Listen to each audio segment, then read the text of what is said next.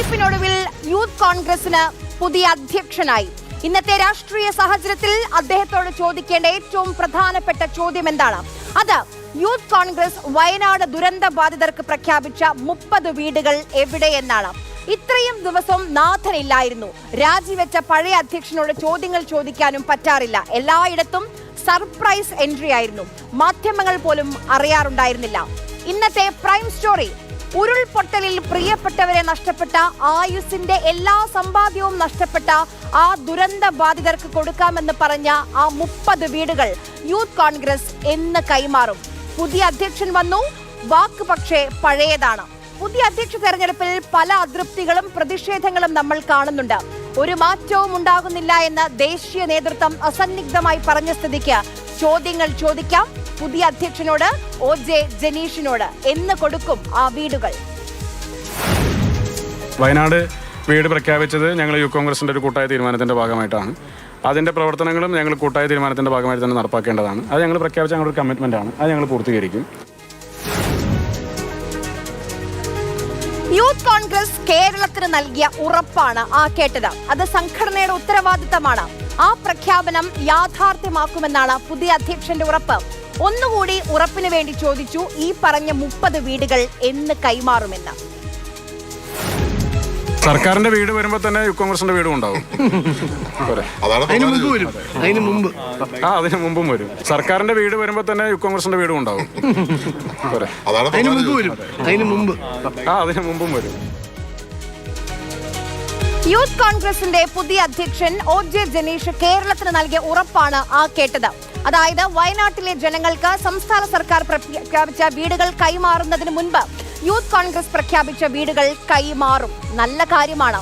ഇന്ന് തീയതി ഒക്ടോബർ 16. സംസ്ഥാന സർക്കാർ പ്രഖ്യാപിച്ച വീടുകളുടെ അവസ്ഥ എന്താണ്? അതിനെപ്പറ്റി കൂടി പുതിയ അധ്യക്ഷന് ചില കാര്യങ്ങൾ പറയാനുണ്ട്. നമ്മൾ കേൾക്കണം. 770 കോടി രൂപ കയ്യിലിരിക്കുന്ന സർക്കാർ ഒരു കൊല്ലം കഴിഞ്ഞിട്ടാണ് ഒരു മാതൃകാ വീട് നിർമ്മിച്ച് കാണിച്ചത്. എല്ലാ അധികാരമുള്ള സ്റ്റേറ്റാണ്. സ്ഥലം ഏറ്റെടുക്കാൻ, സ്ഥലത്തിന്റെ സാങ്കേതിക തടസ്സങ്ങൾ ഒഴിവാക്കാൻ, ഇനി പണം കൊടുക്കാൻ ഈ നാട്ടിലെ ജനങ്ങൾ മുഴുവൻ തയ്യാറായി നിൽക്കുന്നു. വിദേശത്ത് ഉൾപ്പെടെ ആളുകൾ തയ്യാറാകുന്നു. കർണാടക സർക്കാർ ഉൾപ്പെടെ സഹായധനമായി കടന്നു വരാൻ തയ്യാറാകുന്നു. അങ്ങനെ എത്രയോ ആളുകൾ സഹായധനമൊക്കെ പ്രഖ്യാപിച്ചിട്ടും 770 കോടി രൂപ അക്കൗണ്ടിലേക്ക് വന്നിട്ടും ആ പണം ഉപയോഗിച്ച് ഈ നാട്ടിലെ സാധാരണക്കാർക്ക് ഒരു ഉപകാരം സർക്കാരിന്റെ ഭാഗത്തുണ്ടായിട്ടില്ല. സർക്കാർ എന്ത് ചെയ്തു എന്നാണ് ജനീഷ് ചോദിക്കുന്നത്. ചോദ്യങ്ങൾ ചോദിക്കണം, അതിനാണല്ലോ പ്രതിപക്ഷം. പക്ഷേ എന്താണ് അതിലെ വാസ്തവം? അതുകൂടി നമ്മൾ അറിയേണ്ടേ? മാതൃകാ വീടിന്റെ മോഡൽ നമ്മൾ കണ്ടിരുന്നു. ആ വീടുകൾ കണ്ട് ഉള്ളു നിറഞ്ഞ ജനങ്ങളെയും ഇനിയും ആർക്കും ബാധ്യതയാവാതെ സ്വന്തമായി ഒരു കിടപ്പാടം കാത്തിരിക്കുന്നവരുടെ പ്രതീക്ഷയാണ് ആ മാതൃകാ വീട്. നമുക്ക് ഒന്ന് സർക്കാർ പ്രഖ്യാപിച്ച വീടിന്റെ പണി എങ്ങനെ പുരോഗമിക്കുന്നുവെന്ന് നോക്കാം. മുണ്ടക്കൈ ചൂരൽമല ദുരന്തബാധിതർക്കായി സർക്കാർ ഒരുക്കുന്ന ടൗൺഷിപ്പിൽ അതിവേഗമാണ് നിർമ്മാണ പ്രവർത്തനങ്ങൾ പുരോഗമിക്കുന്നത്. കൽപ്പറ്റ എൽസ്റ്റൺ എസ്റ്റേറ്റിൽ ഏതാണ്ട് 500-ലധികം തൊഴിലാളികളാണ് മുഴുവൻ സമയവും ജോലി ചെയ്യുന്നത്. വയനാട്ടിൽ മഴ വിട്ടുമാറാത്തത് മാത്രമാണ് നിലവിൽ അവർക്ക് പ്രതിസന്ധിയാകുന്നത്. കാരണം തേയിലത്തോട്ടത്തിൽ തേയിലച്ചെടികളൊക്കെ പറിച്ചു മാറ്റിയ മണ്ണാണ്. അവിടെ ഈ ജോലികൾ ചെയ്യുമ്പോൾ മഴ അവർക്ക് ഒരു പ്രതിസന്ധി തീർക്കുന്നുണ്ട്. പക്ഷേ മറ്റൊരു തടസ്സവും നിലവിലില്ല. 300 വീടുകളാണ് ഡിസംബർ 31 തീർക്കുമെന്ന് ULCCS അറിയിച്ചിരുന്നത്. അത് ഏതാണ്ട് ആ ലക്ഷ്യത്തിൽ എത്തുമെന്ന് തന്നെയാണ് കഴിഞ്ഞ ദിവസം സ്ഥലം സന്ദർശിച്ച മന്ത്രി K രാജനും പറഞ്ഞത്. വേണമെങ്കിൽ നൈറ്റ് ഷിഫ്റ്റിൽ കൂടി തൊഴിലാളികളെ ജോലിയെടുപ്പിക്കാൻ പറഞ്ഞിട്ടുണ്ട്. കോൺക്രീറ്റ് മിക്സിംഗ് പ്ലാന്റ് ഈ സ്ഥലത്ത് തന്നെ സ്ഥാപിച്ച ഈ കോൺക്രീറ്റ് ജോലികളൊക്കെ വളരെ വേഗത്തിൽ ആക്കിയിട്ടുണ്ട്. വളരെ ദ്രുതഗതിയിൽ തന്നെയാണ് കാര്യങ്ങൾ പുരോഗമിക്കുന്നത്. അതായത് പേമാരി പെയ്ത്ത് ആണെങ്കിലും അതിൽ മാറി നിൽക്കാതെ അക്ഷരാർത്ഥത്തിൽ മഴയത്തും വേരിലും പണിയെടുത്ത് അർഹരായവർക്ക് വീട് കൈമാറാനുള്ള പരിശ്രമമാണ് വയനാട്ടിൽ സംസ്ഥാന സർക്കാർ നടത്തിക്കൊണ്ടിരിക്കുന്നത്. 2 ഷിഫ്റ്റുകളിലായി ജോലി. ഗ്രൗണ്ടിൽ ആ പണികൾ നേരിൽ പോയി കണ്ടാണ് കമൽ അത് റിപ്പോർട്ട് ചെയ്തത്. അങ്ങനെയാണെങ്കിൽ ഡിസംബർ അവസാനത്തോടെ അല്ലെങ്കിൽ ജനുവരി തുടക്കത്തിൽ സർക്കാരിന്റെ വീടുകൾ ദുരന്ത ബാധിതർക്ക് കൈമാറാൻ കഴിയും. പുതിയ അധ്യക്ഷൻ പറഞ്ഞത് നമുക്ക് ഒരിക്കൽ കൂടി കേൾക്കാം. സർക്കാരിന്റെ വീട് വരുമ്പോൾ തന്നെ യൂത്ത് കോൺഗ്രസിന്റെ വീടും ഉണ്ടാവും. അതിന് മുമ്പും വരും. സർക്കാരിന്റെ വീട് വരുമ്പോൾ തന്നെ യൂത്ത് കോൺഗ്രസിന്റെ വീടും ഉണ്ടാവും. അതിന് മുമ്പും വരും. വളരെ കോൺഫിഡൻസോട് കൂടിയാണ് സംസ്ഥാന സർക്കാർ നൽകുന്നതിന് മുൻപ് വീടുകൾ കൈമാറും എന്ന് ജനീഷ് പറയുന്നത്. വീട് പണിയാൻ ആദ്യം ഭൂമി കണ്ടെത്തണം, പിന്നെ വീടിന്റെ പണി തുടങ്ങണം. പിരിച്ച പണം എവിടെയെന്ന കൂടെയുള്ള യൂത്ത് കോൺഗ്രസ് പ്രവർത്തകർ തന്നെ ചോദിച്ചു തുടങ്ങിയിട്ടുണ്ട്. പഴയ അധ്യക്ഷനും പുതിയ അധ്യക്ഷനും തൂങ്ങുന്നത് സാങ്കേതിക തടസ്സത്തിലാണ്. ഞങ്ങൾ സാങ്കേതികമായൊരു തടസ്സം കൊണ്ട് നിൽക്കുന്നതാണ്. അവിടെ ഭൂമി ഏറ്റെടുക്കുന്നതുമായി ബന്ധപ്പെട്ട് കുറേ സാങ്കേതിക പ്രശ്നങ്ങളുള്ള ഒരു പ്രദേശമാണ്. അപ്പോൾ അതുമായി ബന്ധപ്പെട്ട ചില സാങ്കേതിക തടസ്സങ്ങൾ മാറിയാൽ KPCCയുടെ ഏറ്റെടുക്കുന്ന സ്ഥലത്ത് തന്നെ യൂത്ത് കോൺഗ്രസിന്റെ ഭവനങ്ങളും ഉയരും. അത് ഞങ്ങളുടെ കമ്മിറ്റ്മെന്റാണ്, ഞങ്ങൾ പൂർത്തീകരിക്കും. എന്താണ് ഈ സാങ്കേതിക തടസ്സം? പഴയ അധ്യക്ഷൻ യൂത്ത് കോൺഗ്രസ് പ്രഖ്യാപിച്ച 30 വീടുകൾ നിർമ്മിക്കാൻ വയനാട്ടിൽ ഒരു തുണ്ട് ഭൂമിയെങ്കിലും വാങ്ങിയിരുന്നു. പോട്ടെ, വാങ്ങാൻ ഉദ്ദേശിക്കുന്ന ഭൂമി കണ്ടെത്തുകയെങ്കിലും ചെയ്തിരുന്നു. ദുരന്തബാധിതർക്ക് സർക്കാർ വീടുകൾ നൽകുന്നതിന് മുൻപ് തന്നെ യൂത്ത് കോൺഗ്രസ് പ്രഖ്യാപിച്ച വീടുകൾ നൽകും എന്നാണ് സംഘടനയുടെ പുതിയ പ്രസിഡന്റ് പറയുന്നത്. യൂത്ത് കോൺഗ്രസിന്റെ വീടുകൾ മാത്രമല്ല, രാഹുൽ ഗാന്ധി പ്രഖ്യാപിച്ച 100 വീടുകൾ ഇതിനോടൊപ്പമുണ്ട്. അതിന്റെ കാര്യത്തിലും ഒരു തീരുമാനമായിട്ടില്ല. കർണാടക സർക്കാർ നേരത്തെ തന്നെ ഈ 100 വീടുകൾക്കുള്ള 20 കോടി രൂപ സർക്കാരിന്റെ പദ്ധതിയിൽ, ഈ ടൗൺഷിപ്പ് പദ്ധതിയിൽ നൽകി കഴിഞ്ഞു.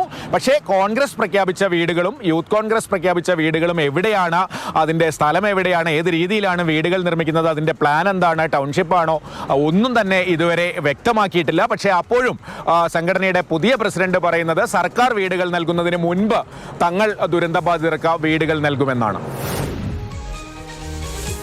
അതായത് ഭൂമി പോലും കണ്ടെത്താതെ 2 മാസം തികയുന്നതിന് മുൻപ് യൂത്ത് കോൺഗ്രസ് 30 വീടുകൾ നിർമ്മിച്ചു നൽകുമെന്ന് നമ്മൾ വിശ്വസിക്കണം.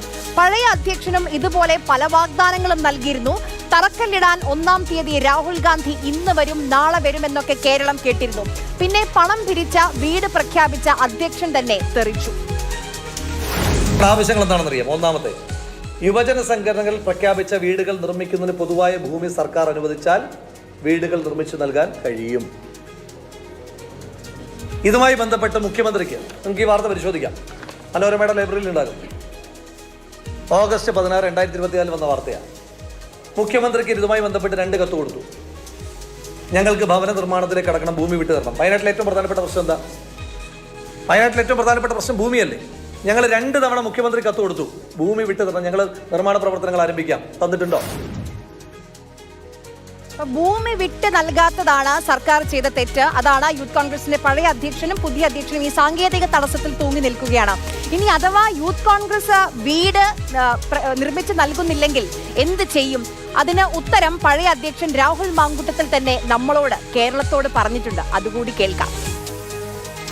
രാഹുൽ ഗാന്ധിയോട് ഞങ്ങൾ റെസ്പോൺസിബിലിറ്റി പറഞ്ഞപ്പോൾ അദ്ദേഹം ചോദിച്ചു, are you sure about this? നിങ്ങൾക്ക് ഇത്രയും പണം, ഒരു യുവജന സംഘടന ഇത്രയും പണം കണ്ടെത്തി തരുമോ? ഞങ്ങൾ പറഞ്ഞു, we are confident enough, we will do that. അപ്പോൾ ശ്രീ രാഹുൽ ഗാന്ധി KC വേണുഗോപാലിനോട് ചോദിച്ചു, അദ്ദേഹത്തിനോട് പറഞ്ഞത്, if they are unable to construct house for Wayanad people, I will take their homes now. ഇവരുടെ 3 പേരുടെയും വീട് ഞങ്ങൾ എടുക്കുന്നു, എൻ്റെയും അബിൻ വർക്കിയുടെയും ജനീഷിൻ്റെ വീട് എടുക്കുന്നുണ്ട്. അത് അദ്ദേഹം വളരെ പറയുമ്പോൾ അതിനകത്ത് ഞങ്ങളുടെ വീടെടുക്കാൻ വേണ്ടിയിട്ടില്ലല്ലോ, അദ്ദേഹത്തിന് ആ വിഷയത്തിനകത്തുള്ള കമ്മിറ്റ്മെൻറ്റിനെ പറ്റിയിട്ടാണ്. ഞങ്ങൾ കൊടുത്ത കമ്മിറ്റ്മെൻറ്റാണ്, ഞങ്ങൾ ജനങ്ങൾക്ക് കൊടുത്ത കമ്മിറ്റ്മെൻറ്റാണ്. രാഹുൽ ഗാന്ധി വീടെടുക്കും എന്ന് പറഞ്ഞത് ആ 3 പേര്, 1 രാഹുൽ മാങ്കുട്ടത്തിൽ പാലക്കാട് MLA, 2 യൂത്ത് കോൺഗ്രസിന്റെ പുതിയ അധ്യക്ഷൻ ജനീഷ്, 3ാമത് യൂത്ത് കോൺഗ്രസിന്റെ പുതിയ ദേശീയ സെക്രട്ടറി അബിൻ വർക്കി.